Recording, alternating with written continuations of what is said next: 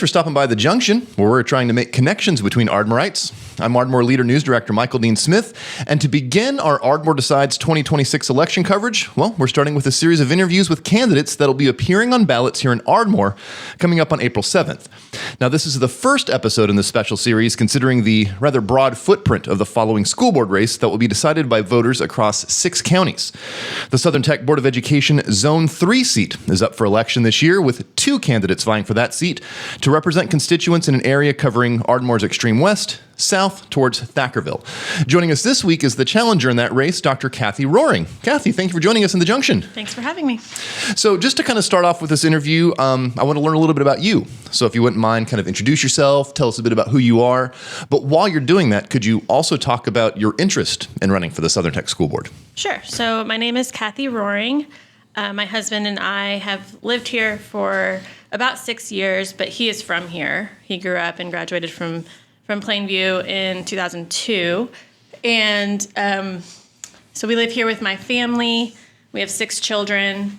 They all attend Plainview. And we also own Texoma Psychology Group, which is a psychology practice on 12th Avenue here in Ardmore.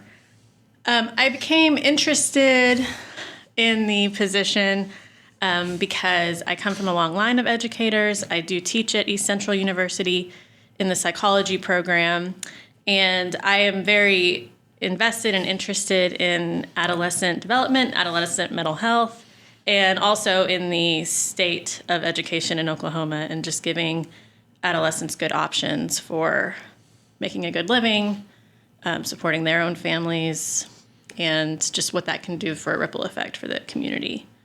Okay. I want to find a little bit some of the details about your experience with the local career tech system and kind of what you know about serving on a public body. So what experience of yours has prepared you for a 5-year term on this public career tech school board? Well, I am a school psychologist, so my training is largely in the educational realm of psychology, how people learn, how education benefits them. And I also have a lot of family members who have SoTech type certifications and degrees who have been very successful in those fields and who have benefited from that kind of training. I have toured Southern Tech. My children have attended the STEM program there in the summers. And I just felt like it was a good way to give back to the community and maybe offer some insight into what 16 to 22-year-olds generally are like and how they can benefit from hands-on education. Okay. For this, I want to learn a bit about how you would plan to stay connected with the community and the constituents that you would be serving, especially those that are in various trades or various businesses in the area that would benefit from a very healthy career tech system. So kind of what is your knowledge about some of those industries? And then if elected, how would you plan on getting involved or staying involved with those businesses and industries as a board member? Yeah, that's a good question. My brother is a construction manager, and so I have been kind of through his work too more exposed to the electrical, plumbing, construction side of these types of trades, and what those jobs look like and how those people are benefiting their communities and their families. I have served on boards within the educational system of RUSO, which is the Regional University of Oklahoma system where ECU is. Lots of committee work and stuff like that within that as well.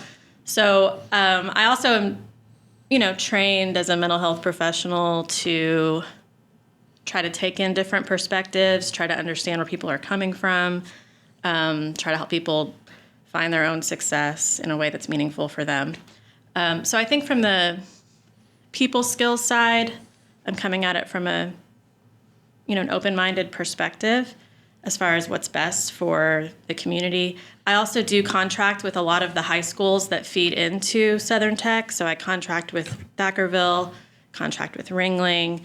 I do a lot of consulting for Plainview. So I am kind of connected with some of the high school side of some of the feeder schools that go into Southern Tech. Okay.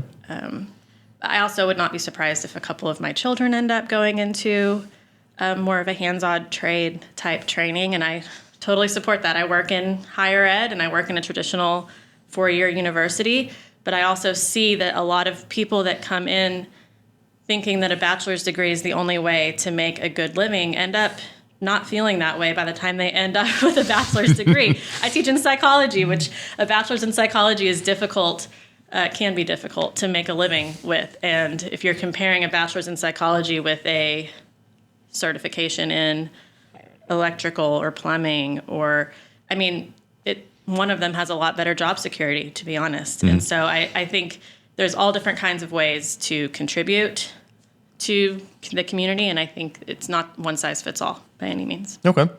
For this question, I want to hear a little bit of your thoughts on Southern Tech's current board and the school's currently appointed and hired leadership, considering the board's role in kind of overseeing those kind of positions.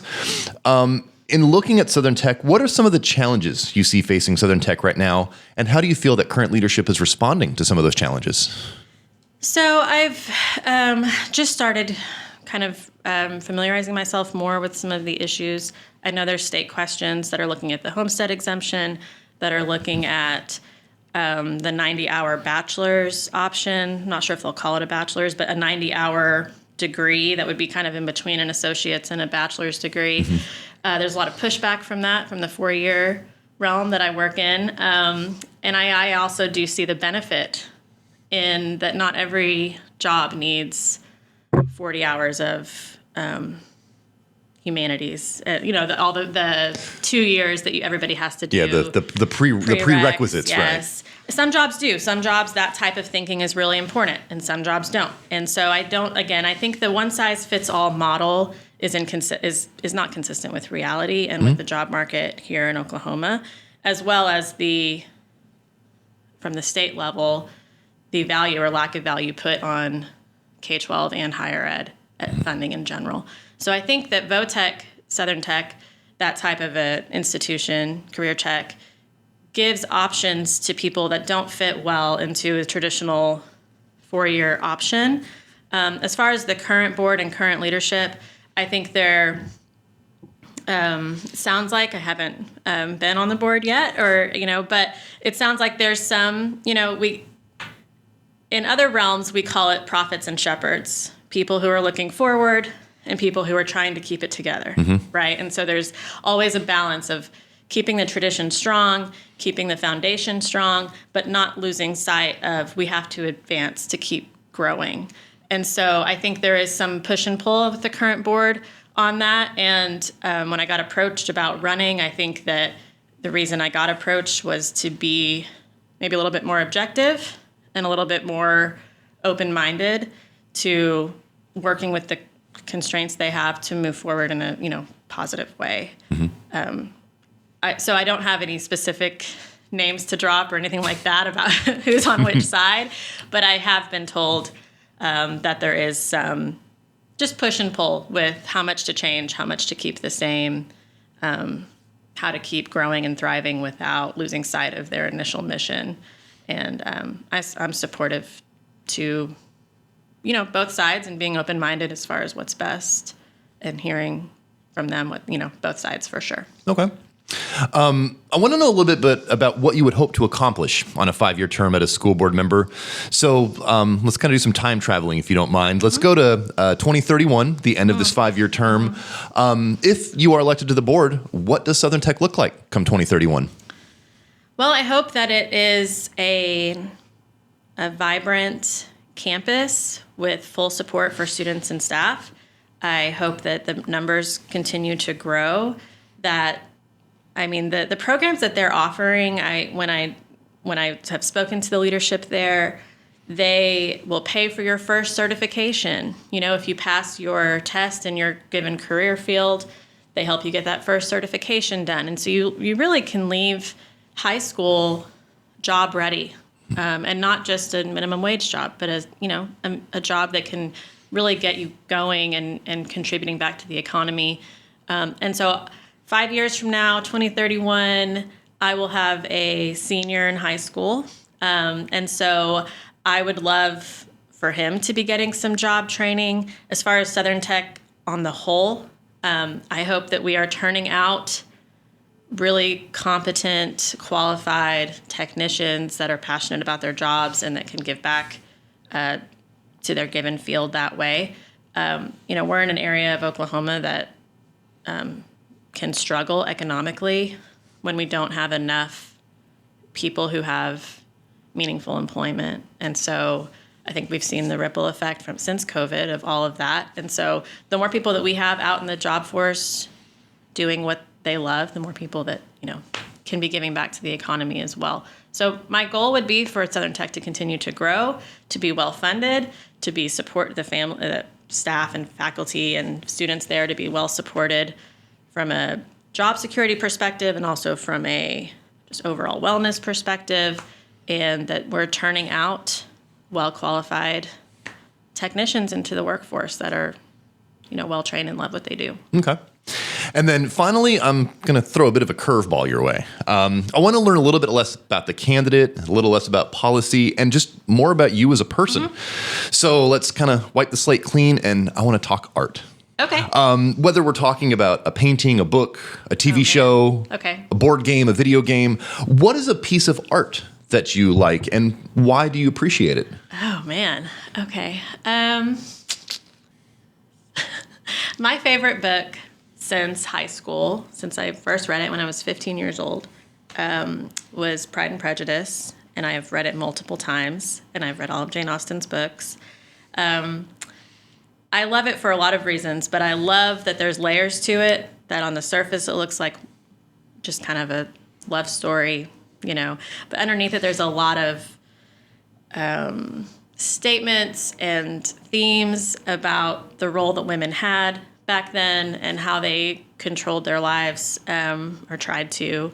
That book has really stuck with me. I really enjoy it. On a lighter note, I've read all the Harry Potter books with my older sons. I read them in high school and then read them again with them, and it's fun to do that with your children.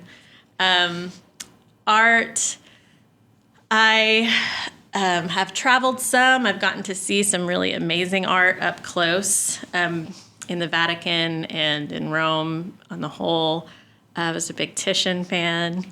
I love Renaissance paintings. I love a good audiobook. Now I have 6 kids and I have multiple jobs and I drive a lot for my jobs. And so I'm always listening to something. I like true crime podcasts. I like classic and beach reads. So I get a lot of joy out of just exposing myself to new things. And so I really I love reading. I love listening to people's perspectives. I do like art. I like all different kinds of music. I'm not giving a great answer here because I'm all over the place. But watching, I think that most recently in this season of my life, passing that on to my kids has brought me a lot of joy. So seeing my kids be exposed to literature, real, good literature for the first time, having them get exposed to different things in history and stuff and just learn how the world works has been great. So I would say from an art perspective right now, passing it on to my kids has been what's been the most fun. All right. Recently. Yeah. Well, anybody planning to vote in the upcoming election, they need to be registered to vote with their county's local election board by March 13th if they want to vote in that upcoming Southern Tech Board of Education Zone 3 election. Dr. Cathy Roring, one of the candidates for that position, thank you for joining us in the Junction. Do appreciate it. Nice meeting you.